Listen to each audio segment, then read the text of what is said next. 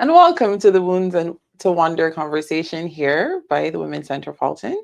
My name is Nadia, and I have my friend Nancy with me. How are you doing today, Nancy? I'm doing great, Nadia. Thank you so much for having me, and thank you to all of you. Yeah, we are finally launching this podcast. We've been talking about it for a while. Yeah, I'm so excited for the Mhm. center, and I'm so excited for you to finally bring a voice to what you're doing here. Yeah, Yeah.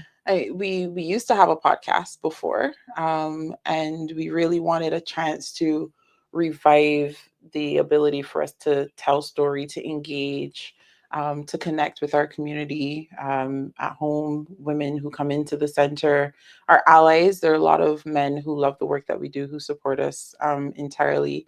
And just to have a sense of, what's going on out there in the world. It's a really tough time for a lot of people, hmm and I think giving everyone a chance to connect right now is probably one of the most important things that we can do.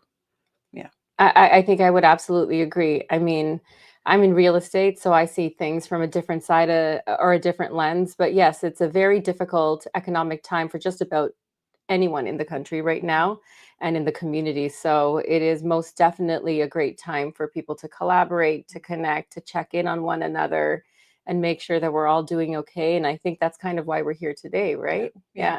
Yeah. I mean, we did that in the pandemic. Remember the fun times when we remembered that other humans exist? Yeah. Yeah. Yeah. And we Yeah. we did check-ins. And then life went back to normal. Yeah. Yeah. Yeah. But I think after that pandemic, we all struggled to re-assimilate into what society looked like, right? Or should look like. Yeah. I mean, we were also isolated, checked in on one another nonetheless. But then when things got back to I think we all got back to it a little bit more slowly, a little bit more cautiously. And then, of course, now we're in a difficult economic time Mhm. post pandemic. Yeah. Yeah. Yeah.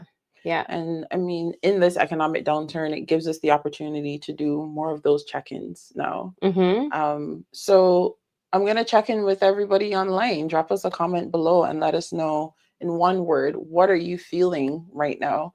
And I'll be looking through the list and connecting with you because we're probably experiencing a lot of similar things Mm-hmm. across the world. But for us as women, with all the layers that we take responsibility for. So I'm gonna throw it to you. What's a word that describes how you're feeling right now? Right now, I would say honestly, inspired or ambitious. I mean, in light of economic times, I think it's always important to find the light at the end of the tunnel. And so my mind really goes towards, okay, there's a lot of hardship and there's a lot of stuff that's going on, but how do we kind of rise above that? And so my tactic has always been to be goal oriented. If you could kind of see where you want to go, all else will come into place. And so that would be my word. Maybe, I mean, inspired Mhm. to have a goal. Yeah, Yeah. yeah. Yeah. And I think one of the things we've been learning recently is when we set goals for ourselves, we have an impact. But when we set goals for our community, for our hmm region, for our world, we really widen and expand that impact. Um, and I'm feeling really centered.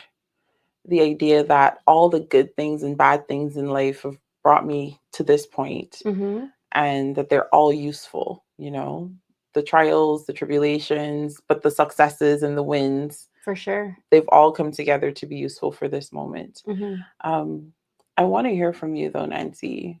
You fell in love with the center somehow, hmm and you are leveraging the weight of your sphere of influence, your business, your connections to help women that you haven't met.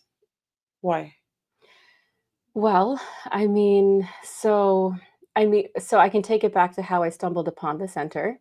I mean, in my time here in Oakville, I came across a number of family, friends, and just conversations of folks who had tapped in and out of the center. I either received support or even stories where, in hindsight, it felt they could have used the center support. Living very close by, I just thought I'd inquire about any kind of support that was needed. And the more that I learned, the more I realized that the center could use the awareness because of the things that you're able to accomplish here. So things like providing the free counseling and, providing access to the legal and really, empowering this, a woman who may have had some hardships and doesn't know where else she could turn to, right? I fell in love with that idea because I'm in a position where I feel like I have a lot of skill or a lot of experience or a background where I can help, right? Not often are people in a position where they have the time and the resources to be able to sit back and say, okay, I've done this and I've gone through my own journey, but how can I give back? And now I actually have the time to do that. And so I thought, I'm, yeah, Yeah. yeah. Why women? Why not kitties or the whales? Why women connected with you as a passion area?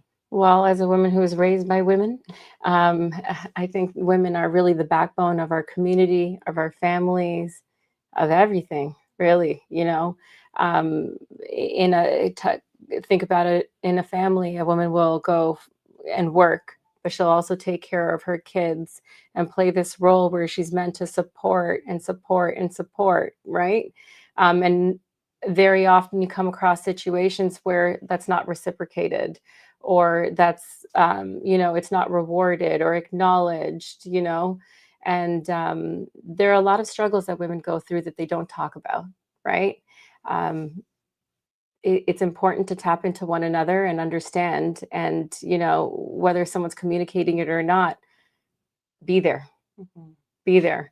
And so, I may not be providing one-on-one counseling to someone, but I am saying I'm available should you need that support, whether it's to be empowered financially and to understand, money, in today's world, it's very important to have knowledge on all these various different things. That's a skill, or that's a piece of knowledge that I could transfer to someone that might make a difference for that individual in their life. And so I would love to be able to do that. Thank you. We're having a lot of conversation here about the wonderful one woman, and you just described her, right? She is doing everything for everyone else, Mm-hmm. and she may or may not have any of that being given back to her. And if it's coming back to her, it's probably not coming from the same people to whom she's giving herself. It's Mm-hmm. probably she's filling her cup somewhere else, Mm-hmm. right? Um, Church, mosque, temple, you know, book club, whatever that is for her, she's finding somewhere else to fill her cup so she can pour out. And we've been talking a lot about making sure that that wonderful one woman, if our doors were open for one woman, if the phone rang and it was just her calling, if Mm-hmm. it was her needing counseling today, making sure that we are here to receive her. And you touched on this a bit. You touched on the knowledge of understanding when you're giving and you're giving and you're giving, money fuels the world that we're in. And a lot of the stress and the strain that a lot of these women are facing is financial, right? Right. What's my source of money? Where's my money coming from? What should I be using it on? What am I using it on? I need more. Right. All of these different things are keeping women up at night. Mm-hmm. Um, why is financial empowerment important? I think it's very it's very important for everyone to understand how money works. And when I say money, it's not about how much money you have. It's really just about how it works. A lot of women sometimes, especially stay-at-home moms, they may not know how the bills are paid, the amounts of the bills. They may not know the mechanics of, the importance of putting a little bit of money aside. um, you know, it's very important to understand those mechanics, because understanding those mechanics gives you the power to make a choice, right? And so it may empower you to save differently, to navigate differently within your family, to have different types of conversations with your partner, to come up with a better plan for yourself should there be a rainy day, right? And so, yeah, Yeah. yeah. What about those stay-at-home moms who are the financial center for home in terms of Sure. how things are being done, but they're struggling to communicate to their working partner what the needs actually are. What could empowerment look like in her circumstance? In her situation, so we're speaking of someone who's already managing the finances, Hmm. but might need But to, not earning them necessarily. but not earning it necessarily. I mean, for one, I think that that's great that that individual is managing the finances because there's a clear lens on what's going on in that situation, right? And so you're already halfway there. Now, in terms of having the conversation, I think it's just about positioning, and in terms of, you know, being vulnerable with your partner in terms of not what it is that's necessarily wanted or needed, but positioning the conversation in such a way that it makes sense. Now, it depends on the conversation, right? It really depends on the conversation. Um, I mean, are we talking about, something that she needs, right? And is that why it's tough to have that conversation because I'm not earning the money? And so now I need something and now I'm having it now it's a hard time for me to ask my husband for this. Is that kind of the Yeah. lens? Yeah. I mean, could be one of those conversations too, right? Yeah. Do you feel women have enough conversation about money in general? No, I mean, if we're talking about the stay-at-home mom, probably not. It's a conversation that a lot of people shy away from. Mm. Money is not a conversation that people really want to talk about, right? Do I have too much? Do I have too little? How do I compare with others? And am I financially secure? The reality is that most people today are not financially secure, Mhm. right? We're all struggling. Everyone is struggling. The economy is struggling, and so naturally, probably the person next to you is struggling to some extent too, right? I don't think that women talk about it often enough. I think that they probably should share, at least within their intimate circles, situations so you could learn from one another. Mhm. But yeah, it's a vulnerable conversation. Yeah. How Yeah. do we foster those conversations with women about money? And like you said, money isn't money, right? Money isn't Yeah. necessarily a number in the bank account or a cash in the pocket. No, absolutely not. Money in terms of access and ability to mobilize resources. But for so many of us from different cultures, uh, money is generally not a conversation. And then if it's a conversation, it's had among the men. Hmm. So for, we're in Canada, we are coming from all different parts of the world. Um, how do we get women to open up, even if it's not in her own immediate circle, and just talk about money and talk about finances? I mean, take the intimate details out of it, maybe, right? Maybe more education based seminars or, you know, um, support groups or conversations. I'm not sure what the answer to that Mhm, is, really. mhm.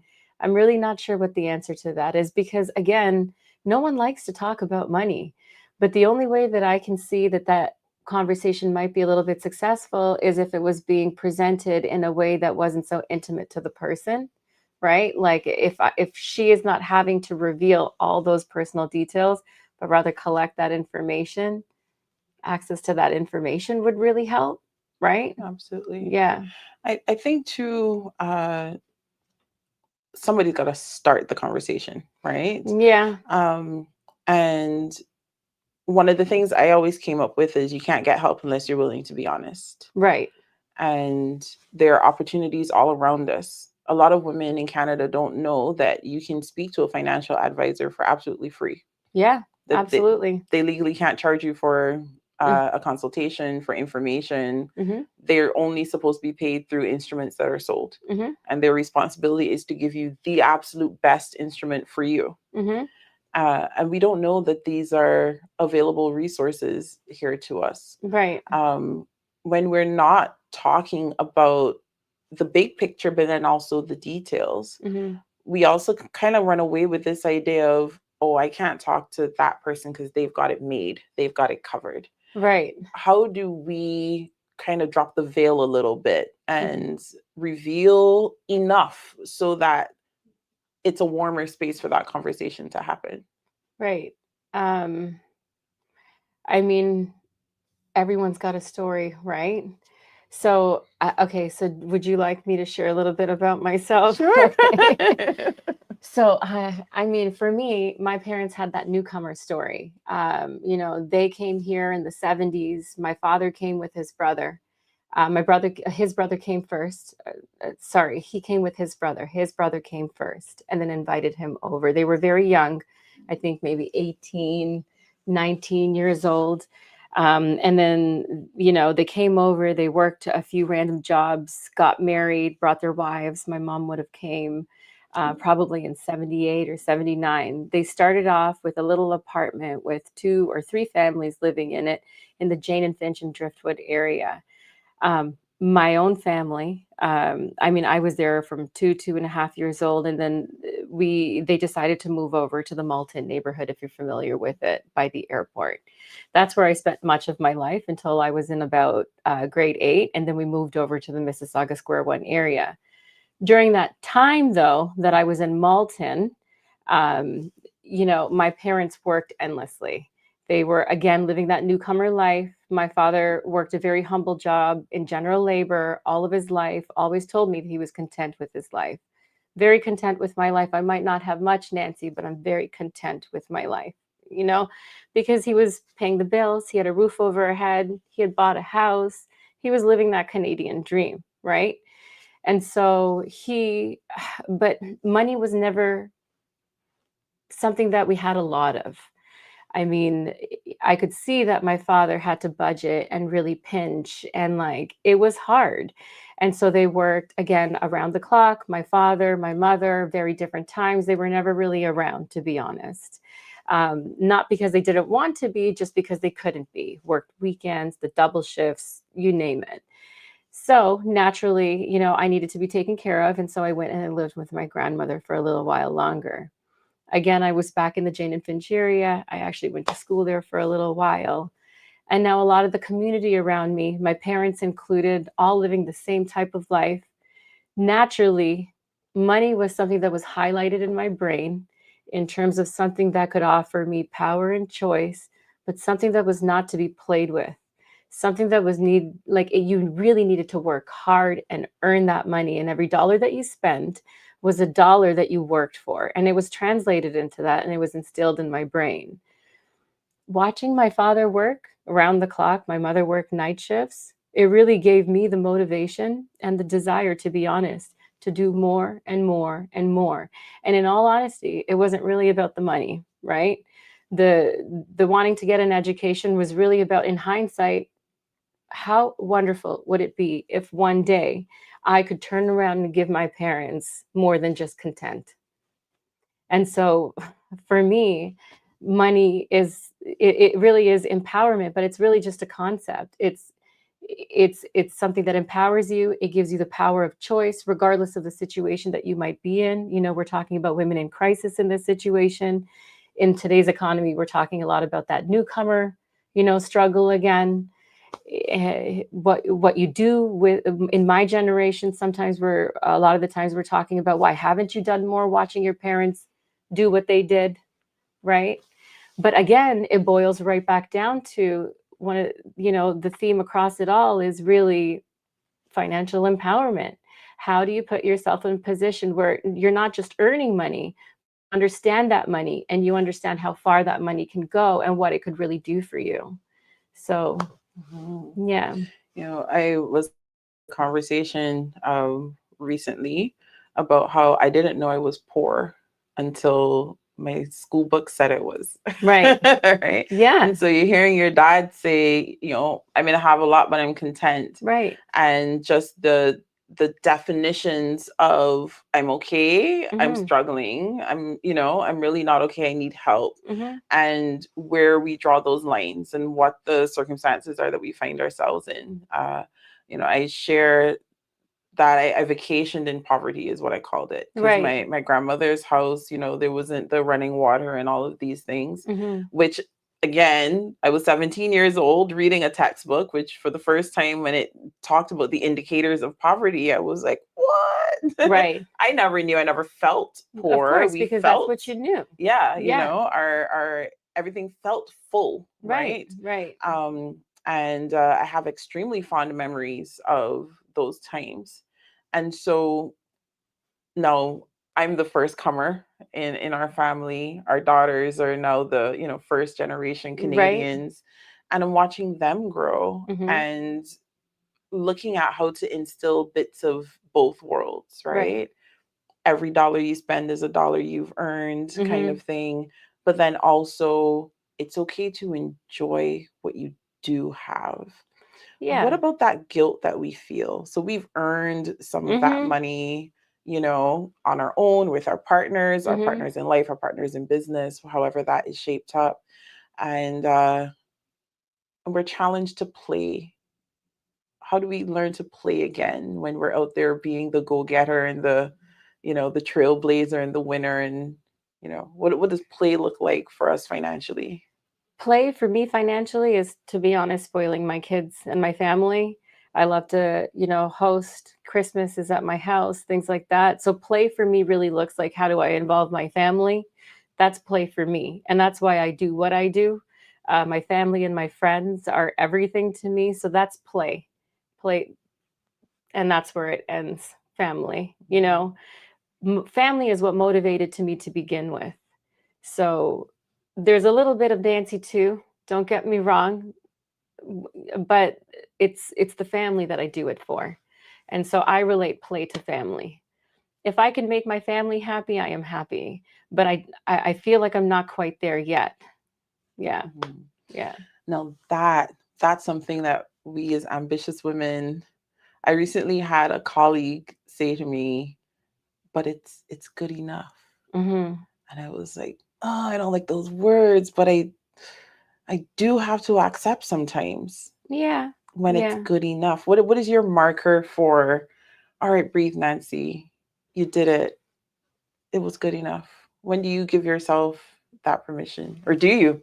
I don't think I would. I don't think I would. I just don't think I'm the personality. But where I would, in my utopian world, I'd love to see my parents taken care of and my family that goes along with it, my aging family and extended aging family. Yeah. Yeah. My community, if I could see them come together and flourish, even better. Even better. Yeah. Mhm. But I don't think it stops, does it, Nadia? Yeah. Yeah. Somebody asked me, when will you be comfortable? Mm-hmm. When does all of this need to do more end? Um, I'll share my response, but how do you feel about that word, comfortable? Comfortable? I mean, you should always be uncomfortable in your skin, right? Don't I think that you're going to say the same thing, right? Yeah. Similar? Yeah. Yeah, I will be comfortable when I know my kids are older and taken care of. And I'm sure that my parents would have said the same thing to me, and your parents would have said the same thing to you. I'll be comfortable when my kids are on their way and I'm visiting them. Mhm. Yeah. Yeah. I said comfort. I don't believe in comfort. Hmm. I don't think there is such a thing. I said comfort is the enemy of progress. Yeah. But my world has always been nonprofit. Mhm. I started off studying actuarial science, but in about my third year, I figured if I spent all of my time in university volunteering for this, raising funds for that, Mhm. standing in solidarity with this group and all of these different things, I needed to do it when I was young. Mhm. I wasn't satisfied to get into it when I was retired. I Yeah. wanted to start early. And the problems of the world are what they are, Right. right? Yeah. And we work to alleviate as many as we can. We work Mhm. to make things better where we can. But as long as we have two humans, we're going to have problems. Right. And so I can't be comfortable per se because there's always work to be done. Mhm. But I have learned to take moments of comfort. Mhm. I have learned to take moments to say, that was enough. Right. You can breathe and you can let that one go Right. because there's nothing left for you to do there. Right. The work continues, but it's not your work. Right. Someone else has to pick up from here. And I find that that ability to move in and out of those spaces is really hard for us as women who are pushing and moving and doing, you know? And we are looking to build, you talked about your kids being taken care of. We're looking at building multi-generational wealth. And again, wealth doesn't have to be private jets, right? But we're talking about security and decision-making power. When we talk about financial empowerment, I want you to think about your kid. Yeah, I know you have three. Yep. Boys, girls? Oldest is a boy. The youngest two are two girls. Okay. Yeah. I want you to think about your girls when you answer this question. Okay. What does their empowerment need to look like when they're about 30 to 35?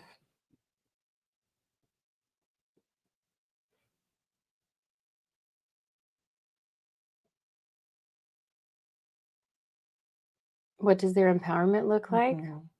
Or where does it come from? How is it manifested in their life? Through their skill and what they bring to the table and how they're able to translate it into life. If they, I would hope that at that age that they have made some decisions to place themselves in a place where they were happy, but they're translating that into being able to sustain their life independently.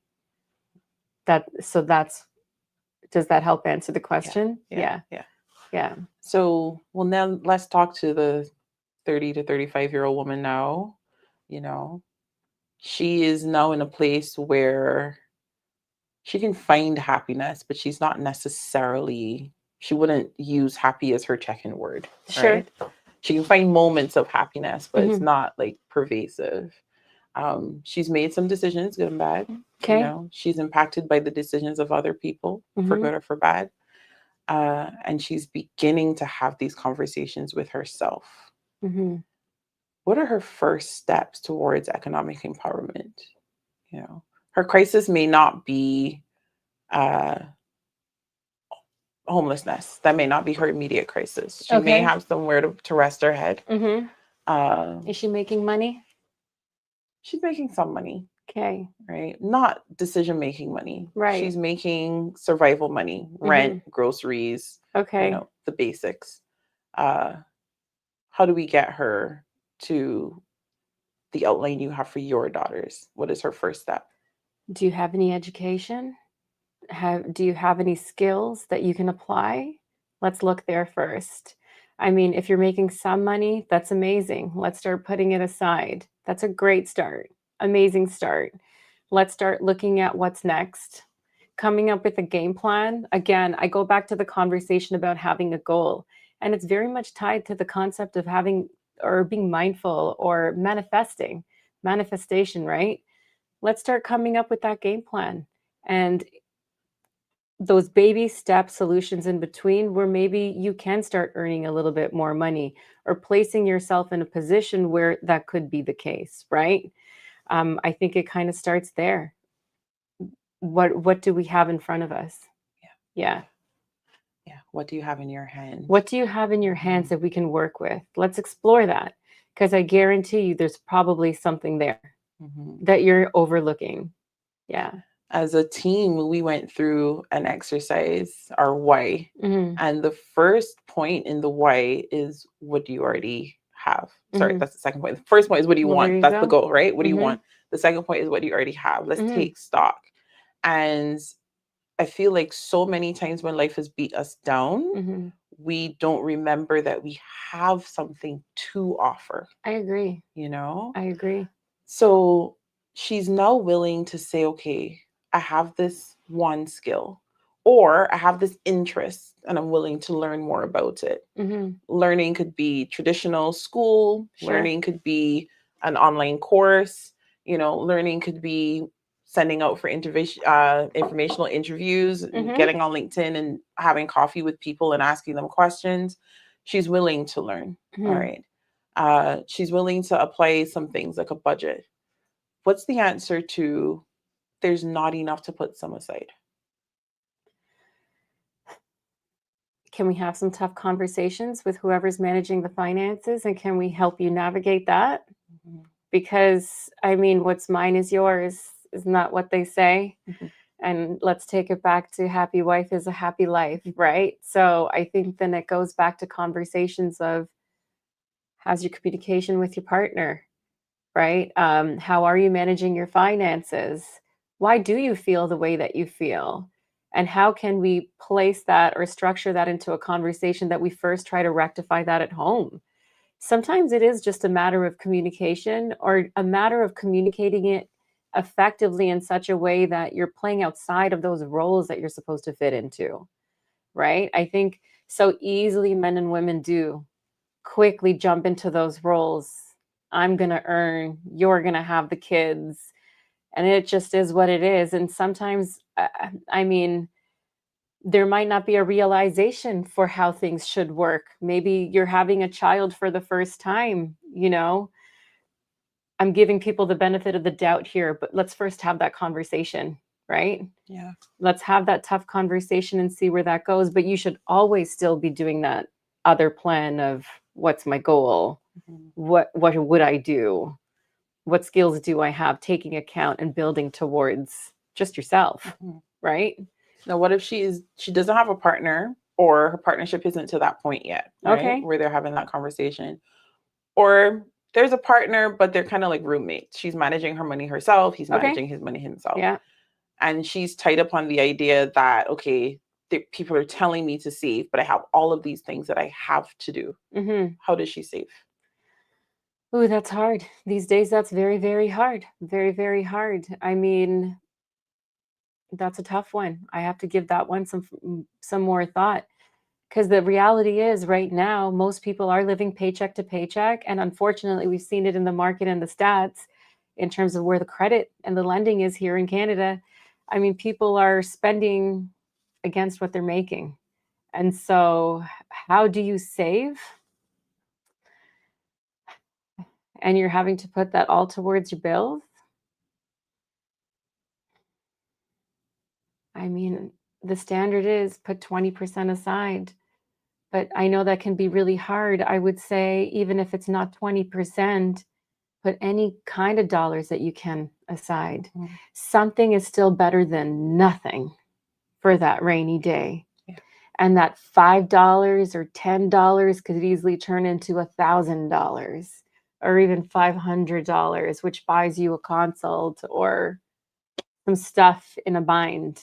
Mhm. Yeah. Mhm. Yeah. I like that. Commit to something, right? Even Something. if it's not the overall goal, Mhm. commit to something. Start small. Yeah, I Mhm. believe in patience. I believe in, you know, slow and steady wins the race. Mhm. You do that today, tomorrow you'll have a lot more than you did yesterday. So that's something. Mhm. That's something. Mhm. Yeah. No, I've read this, and I'm not an expert in this. So I'm sharing somebody else's knowledge here. T. Harv Eker looks at something that I don't know if your grandmother did it, but my grandmother definitely did it. Okay. Um, the JARS system. Okay. I've taught my daughter this as well. It's a great tool for any fellow homeschoolers out there. The JARS system is great for not just financial advice, but just teaching percentages. Okay. Great for math. And he talks about the 5 jars and what you put into each jar, what it's for. And the jar I was really good at was the saving jar, right? Mhm. Then he had a jar for financial freedom. So this is where you invest money, right? And the hardest jar for me was the play jar, which is why I asked you about that first. Okay. Learning to play again, giving permission to play again. But that was the hardest one for me. Mhm. But for those of us who can't even reach into the play jar yet, we're just stuck, just past necessities. We Mhm. have no understanding yet of how to do any kind of investment. So we are at necessities and saving, Mhm. right? We got those two things going on. Mhm. So my grandmother did, envelopes, baggies, Mhm. this little bag was tucked here for the rent, and Mhm. that one was tucked there for the light bill, and that Okay. one was the rainy day, Right, right. and I'm saying top because they really were like under a pillow, No, a I believe it. mattress, right? You know, Ours were under the mattress. there we go, So right? yeah, All yeah. these different little places. How can we reach back to that old knowledge, you know, and kind of use some of those? You talked about your parents when they came, and I'm sure that they sacrificed a lot. Three families in one place. It's a lot of comfort that you're sacrificing. For sure. How can we start when we say, okay, all right, Nancy, I believe you. I what you said is true. I got to figure out how to put a little bit aside. How do you start cutting things back? Like, where do you choose first? How do you prioritize in your budgeting? Mm-hmm. This is money I definitely need, Mm-hmm. and I may not need that thing anymore. I mean, for me, it's exactly what you said. Do I need it or do I want it? Right? And I do budget for myself. I mean, I'm self-employed, so anything that I spend, I have to budget. In real estate, I don't have a constant salary. I mean, nonetheless, budgeting is very, very key. So I spend only against my budget. Sorry, remind me again what the question was, so I don't So, how go does off she on a start to tangent. cut back? Where does she start to pick? She wants to Do you save. need it or do you want it? Well, always the things that you need should take precedent over the things that you want. I mean, don't lose sight of all the things that you want, but there will be those times where you could have those things too. I'm see yourself through the hard times, and then there will be a light at the end of the tunnel. All that will come. And also, when we talk about play, it doesn't also always have to be associated with money. Some of the things might have brought you joy yesterday because you could have gone to the store and maybe you got your nails done every week or whatever it might have been. Maybe you'll find joy elsewhere. Maybe you'll find joy in the simpler things for a little while, right? And you focus those monies or those intentions elsewhere, and it becomes that time to invest so we can go back to the enjoy or the play where we might be able to spend a little bit on ourselves, right? Yeah, yeah. Yeah. Small sacrifices today are worth so much more tomorrow. I think. I mean, that's how I've been raised. Yeah. And with patience. Mhm. Patience. So, if we work backwards from Mhm. some of the things we've talked about, so now we're talking. She's at a point where she's willing to budget. So Mhm. that's a skill set you talked about. What's your education? Mhm. Are you skilled in understanding how to budget? So we're exercising this skill now. We're budgeting necessities and saving. Mhm. Um, and before we're able to do that, we're tapping into what do I need to know? So we learn something, right? We fix the education part. Before that, we get into a conversation. We're willing to at least start talking about money, talking to our friends, talking to a stranger, you know, engaging in, other people's conversations, you know, peering into what other Mhm. people are talking about when it comes to money, but we're willing to have conversations. And before that, we had to make a decision, Mhm. right? I Mhm. need to do this. I need to learn this. I'm going to go forward. Mhm. Before we are able to do that, we had to have a sense of an emotional direction. You talked about patience. Mhm. Uh, a lot of times we come to this conversation out of massive need, right? Mhm. The kids need that, the dog needs that, the parents need that, everybody and everything around us needs something. Mhm. And we're stretched, right? Or we're at our, we're at our last kind of Right. we've exhausted our current tools, Mhm. right? There's a woman who in all these are all different points of empowerment that we talked about, right? I'm Mhm. empowered to tell my emotions what direction I want to go in, learn more, have a conversation, build a skill, Right. exercise my skill. But there's a woman who's further back than that. Her emotions aren't well regulated right now because Mhm. of all the trauma she's experienced. She, at the same time as having to figure out this trauma, has to figure out how to implement all of these different pieces. Mhm. For all of us in, just regular world, we aren't trained to necessarily deal with helping her through her trauma. Mhm. But what can we do? How do we help her? Lend an ear. If she's speaking, listen. So often we don't listen. When someone speaks, listen and ask questions. There's probably more people around us that need the help and that need someone to ask them how they're doing than you think. Now, I mean, I've seen firsthand with family and friends what situations can do to them, right? Many of these women want to pretend like nothing's going on until something's going on, right? So I think it's as a friend, if you're in the room, pick up on the cues. And So how do we listen to the things that aren't being said? Like, what are, from experience or from what you've read or even what you're able to imagine now, what are some of the cues that we as friends have missed? That she's not financially well, she's not emotionally well, her situation isn't I mean, healthy. maybe not. I mean, if I'm going to go toward to, young moms or whatever, and if my mind goes there, or even just any woman, I mean, the first thing that I would look for is how nervous she probably looks when she's coming into social interactions, or how she's answering her questions. Maybe no shows, patterns of behavior, things like that. Um, Honestly, inability to pay the bill oftentimes can be a huge, I don't, it's not a red flag, but it's a flag for a friend to maybe ask what's up. Um, so all of these things are different things that we can pay attention to if we're in a position to support another woman. Lend an ear, Yeah. lend an ear. Be a friend. Yeah. Be a friend. Do you think Yeah, we've forgotten how to be a good friend in this world of, I think so. texting and You know what I will say, and I'll only speak for myself, right? When I first started having kids, and I was downtown, we were living downtown. I had Nathan, my 10-year-old son. He's now 10. At the time, I had lost myself. I was a new mom, right? I had a really great social circle and a huge group of friends and a network. And then it was poof, all gone because I decided to take a couple of steps back and focus on my son. And I had some health things going on. But nonetheless, that was the world that I was in, right? We soon then moved over to Oakville. And by then, I had already lost the idea that I could even have friends, right? Totally out of my mind that I could ever possibly have friends because now I'm not in school. I'm not in any kind of a corporate or social or, work environment. Where am I going to make friends? And now this was my circle. And, I was happy. We're married. We have this beautiful boy, now another one on the way.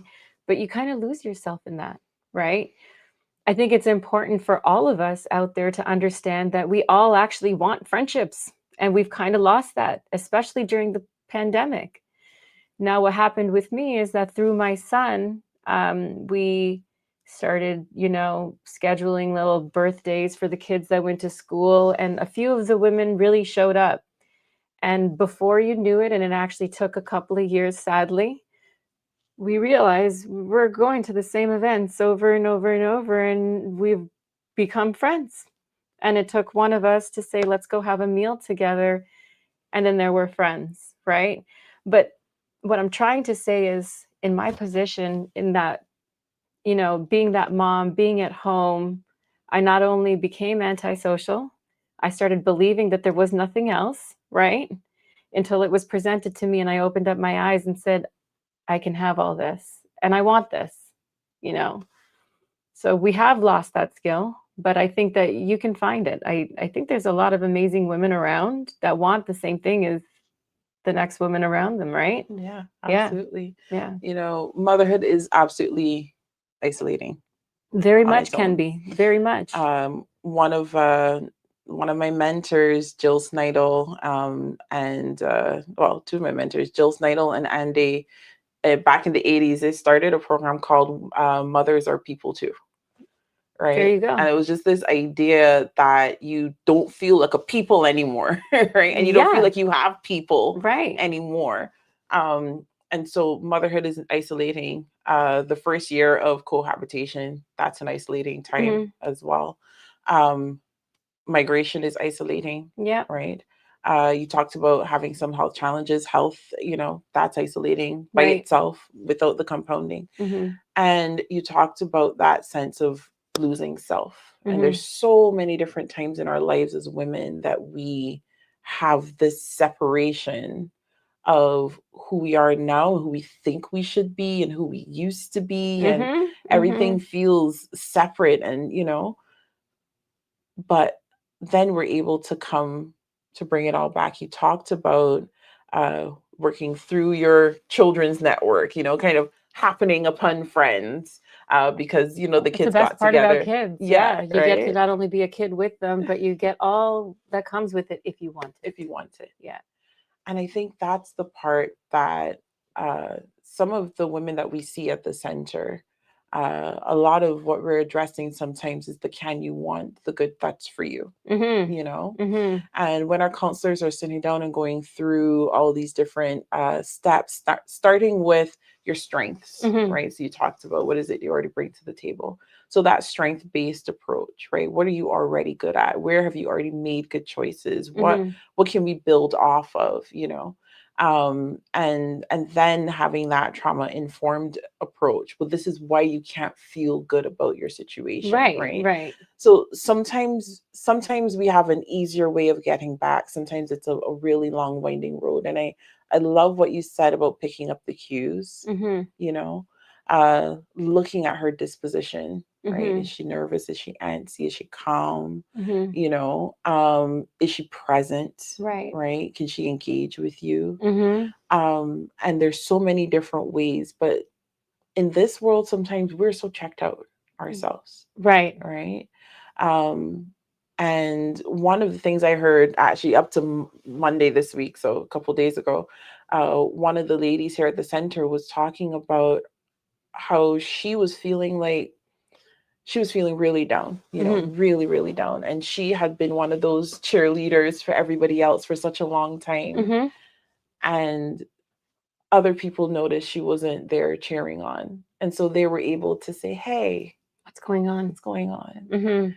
And how meaningful that is that she was able to build those relationships right here. For me, as a new person to the country, I came to the country with a baby. Right. So that's multiple layers of isolation right there in the polar vortex. Right. Nonetheless. Not an easy transition. No. Yeah. Niagara froze that year, right? That was coming from the tropics. I don't even want to remember. Yeah. That was my welcome to country. Yes. And one of the things I did, I had traveled and lived in other places. And so Meetup, right, was this app that I would use to find people that I was, interested in learning more about them or whatnot. Yeah.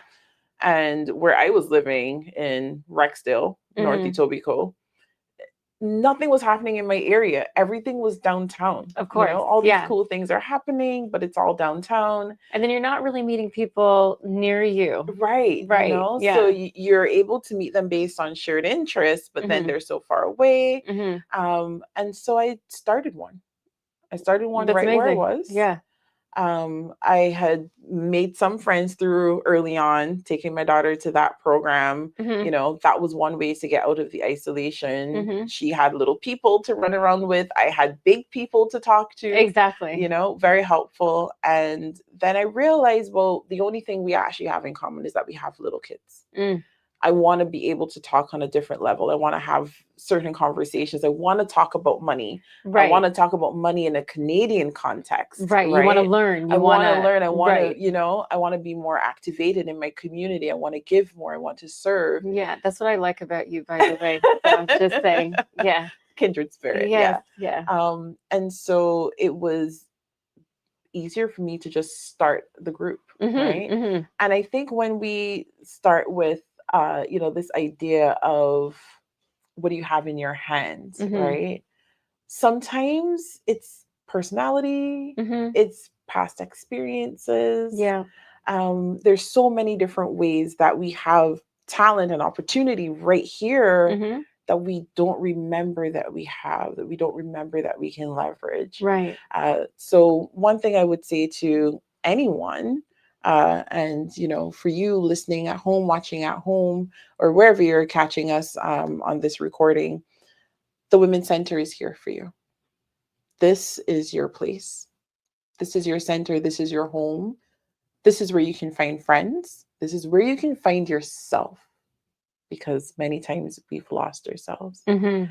And if you want to be one of the people who can help a woman in any one of these circumstances that we described, Nancy, tell them how they can learn more about what you're doing, how they can give to your effort here in Halton region. Sure. I mean, I could talk a little bit about the Light the Path campaign. It's a campaign to end gender-based violence, right? Against women and girls. Am I saying that Mhm. correctly?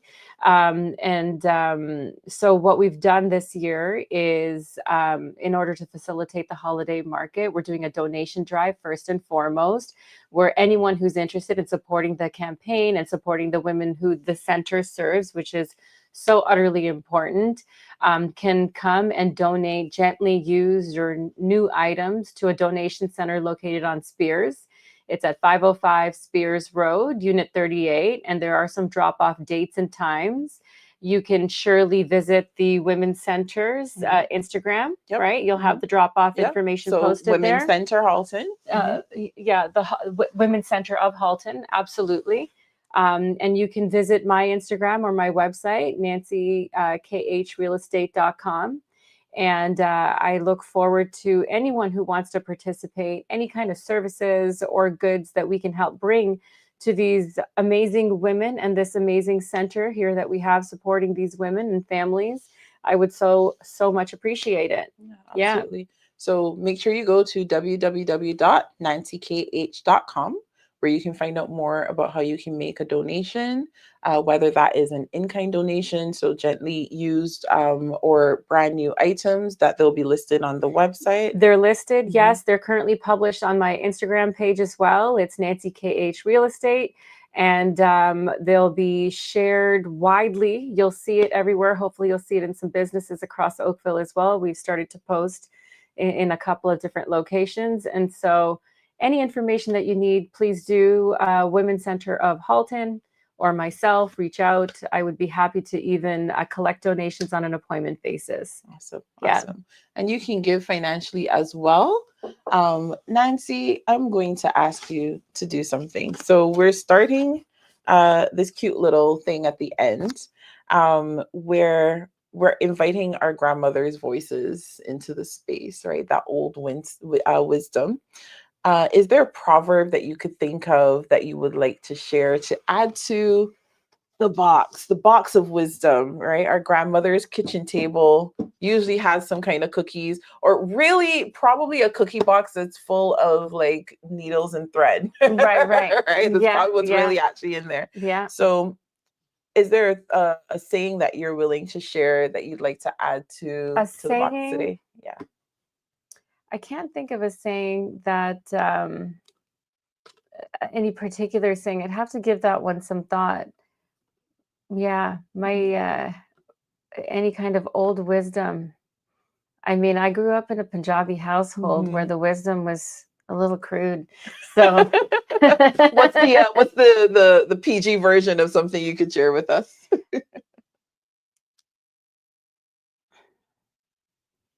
My grandma, I mean, she just always told us to be yourself, you know? I mean, that was really it. That was honestly, that was really it. Yeah. And my grandma passed quite young, actually, but she really just wanted to see me be me. And that was really it. And it boiled down to that for her. I mean, I wish she was still here today, most definitely, I'm sure but she'd be very proud of you. it was simple things for her. It was very simple things for her. Like when you describe your mother or your grandmother with the envelopes, my grandmother. that was her. That was her. She also had envelopes with written names, but it went under her mattress. But for her, it was just be yourself. Yeah, that's it. And that's enough. And that's enough. And that's enough. Yeah. So yeah, let's write that down. This will be my first one, and I don't know if I'll continue adding every single time because I want you guys to add. Yeah. Okay. Thank you. Into the box of wisdom it goes. We have this traditional saying in Barbados: if you don't have a horse, ride cow. Okay. Right. And it's that all was a better one. Yeah. Well, I did have like weeks to prepare.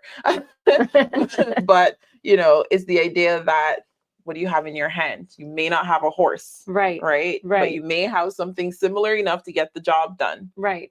So improvise, use what's available to you. Don't just sit there crying over what you don't have. I like that. Yeah, use what you have. So I'll remember that. I won't write it in the Bajan vernacular though, so you guys could. So if you don't have a horse, ride a cow. I'd have to add some. I'm gonna think of another one for you too. Well,